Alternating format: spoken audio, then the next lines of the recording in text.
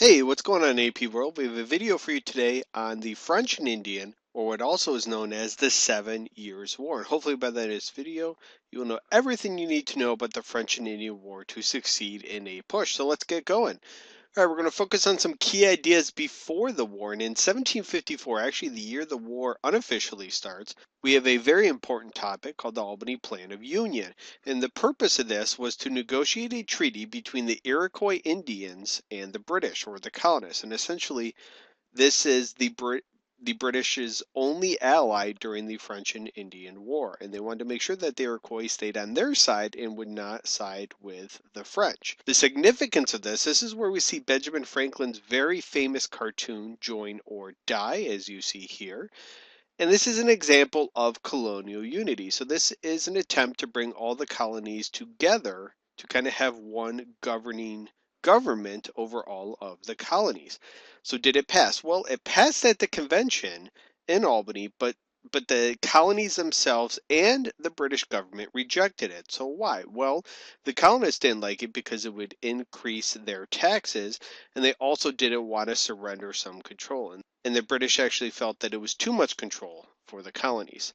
Another important topic to know is salutary neglect, and this is going to end a little bit later, but this idea is that Britain left the colonies alone to develop on their own as long as they were profitable. So they kind of take a hands-off approach to the colonies, and as long as they're doing well, making money for England, England's going to be happy. This is going on before the French and Indian War, and to some degree even during the French and Indian War. Okay, the war itself, we're going to talk about some causes. As I mentioned, it started in 1754 when George Washington was sent by the governor of Virginia to stop French expansion, and he is sent to Fort Duquesne, which is located in present-day Pittsburgh. And George Washington and the people he commanded were beaten pretty badly by the French. He is allowed to surrender and return home. This lasted from 1754 to 1763. Now, the French and Indian War is part of a larger conflict throughout the world known as the 7 Years' War. And you're asking yourself, why is it called the 7 years? When you look at these dates, you realize it's 9 years. Well, the first 2 years were kind of confined simply to the United States on a much smaller scale. In 1756, it gets much larger and it lasts for 7 years. In America, we tend to call it the French and Indian War. In Europe, they tend to call it the 7 Years' War. Most natives during the war, except the Iroquois Indian tribe, sided with the French, hence the name the French and Indian War. And Britain began a policy of enlisting colonists to serve and actually force them to serve in the war. And this is called impressment. And this will be an issue that we'll come back to over the next 40, 50 years from this date. And they also forced colonists to provide shelter for British troops. And they will formally pass an act later called the Quartering Act. And this is going to be something that the colonists really will resent. We're going to skip to the end of the war because I've never seen an AP multiple choice question on the French and Indian War itself. You will definitely need to know some effects and impacts of it, so let's just go there. But first, let's deal with the Peace of Paris 1763, which is the treaty that ends the war. And Britain and North America gained all French land east of the Mississippi River, save New Orleans. That is given to the Spanish, and all the French land west of the Mississippi is also given to the Spanish. So let's take a look at this map. Everything that you see orange here in 1754, pre-war, is French territory. All the purple is the British, and all the green is the Spanish. After the war here, you'll see the Mississippi River here. Everything to the east is given to the British, and everything to the west is given to Spain, except New Orleans. Okay, some big ideas after the war. The balance of power shifts in North America. As you just saw, France is now gone from North America. So you're down to two powers in North America, England and Spain. The Native Americans lose a partner in France. When you think of the big three, France, Spain, and England, France really got along probably the best with the Native Americans. They had an elaborate system based on trade. They were pretty friendly with them. Whereas England really was not the most friendly with the Native Americans. So they lose a huge partner, trading partner, and also a country that they could play off against the English if needed.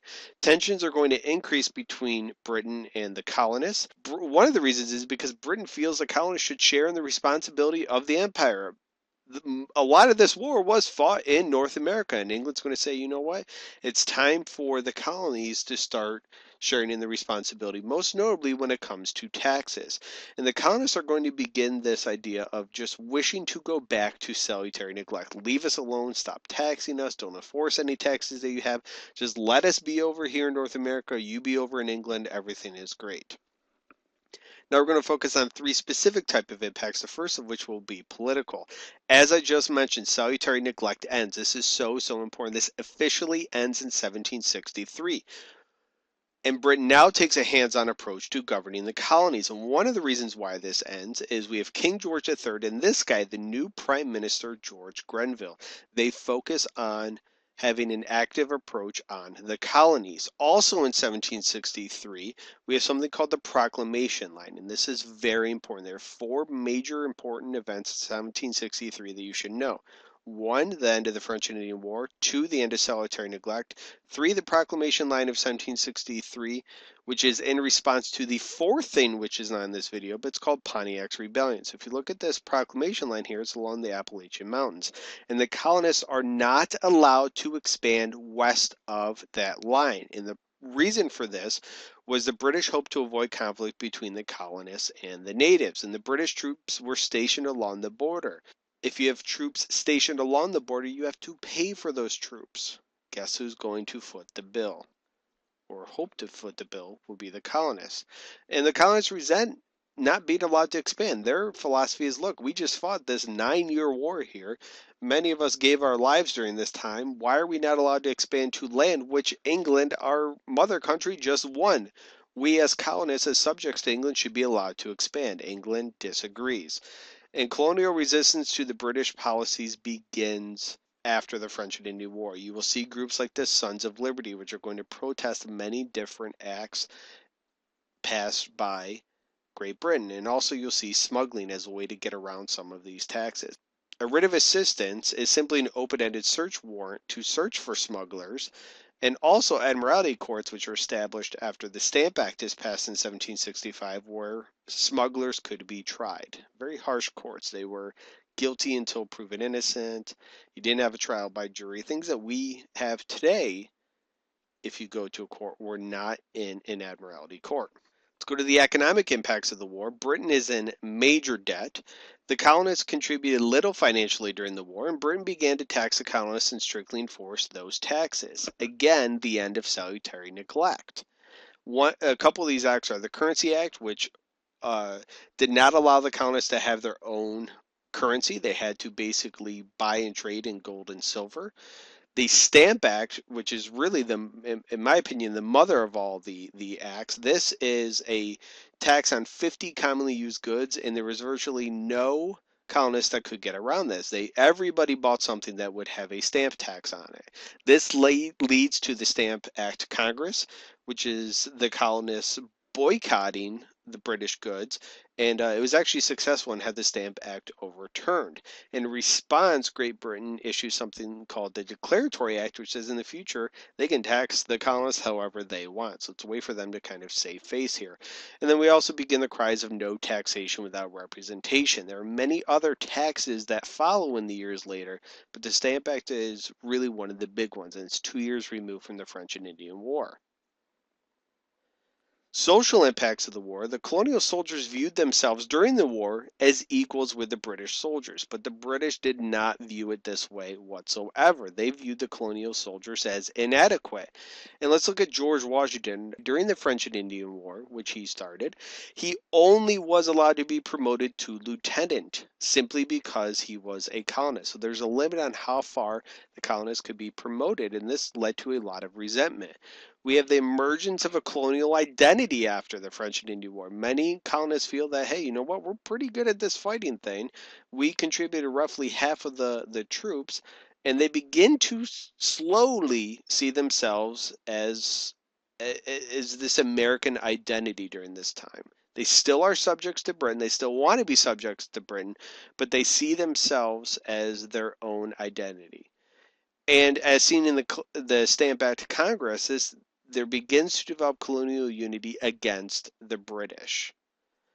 Okay, some past essay topics that have appeared on The AP exam about the French and Indian War include a DBQ from 2004, which stated in which ways did the French and Indian War, 1754 to 63, alter the political, economic, and ideological relations between Britain and its American colonies, and also a 2012 free response, which stated analyze the effect of the French and Indian War and its aftermath on the relationship between Great Britain and the British colonies. Confine your response to the period from 1754 to 1776.